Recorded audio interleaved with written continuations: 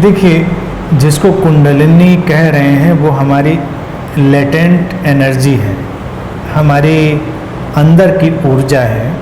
और हमारे अंदर जो भी भावनात्मक, वैचारिक या किसी भी तल के जो बदलाव आते हैं वो हमारी कुंडलिनी को ही प्रभावित करते हैं। अब कुंडलिनी को अगर बहुत मिस्टिफाई ना किया जाए, उसको बहुत रहस्यपूर्ण ना बनाया जाए, तो इतना ही समझें कि हमारे अंदर एक ऐसी सूक्ष्म ऊर्जा की व्यवस्था है जो सब तरफ फैल रही, जैसे एक सेंट्रल सिस्टम है ऊर्जा का, और वो बहुत संवेदनशील है, वो हर चीज़ से प्रभावित हो रहा है।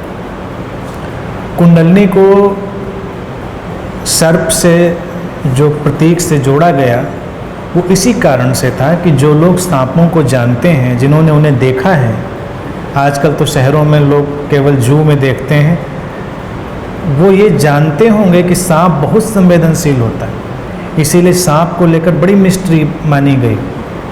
मैं जब छोटा था तो मेरे घर में अक्सर बहुत सांप निकला करते थे। कुछ ऐसा संयोग था या जो भी व्यवस्था थी, कई साइज के 2-2, 3-3, 4-4 सांप अक्सर इधर से उधर टहला करते थे।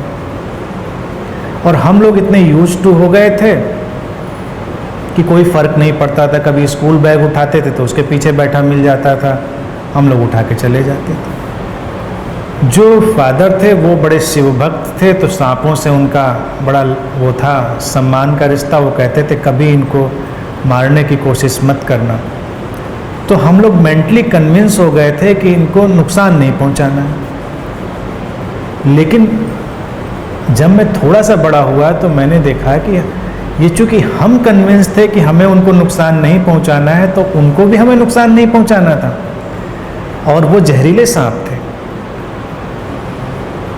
जो नाग प्रजाति के होते हैं, इनके हुड होते हैं, वो वाले सांप अक्सर हुआ करते थे।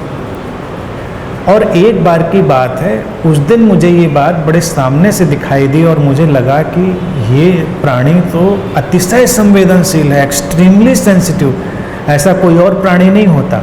इसीलिए भारतीय मिथकों में सांप को इतना ज़्यादा सिंबलाइज किया गया प्रतीक में। तो एक दिन एक सांप निकला था, कोने में बैठा था, मैं बैठा था। आम तौर से तो हम लोगों की यही स्टेट ऑफ माइंड थी कि उनको नुकसान नहीं पहुंचाना है। उस दिन मुझे कुछ शरारत सूझी, मुझे लगा कि इन लोगों ने बहुत परेशान कर लिया है, आज इनको भगाते।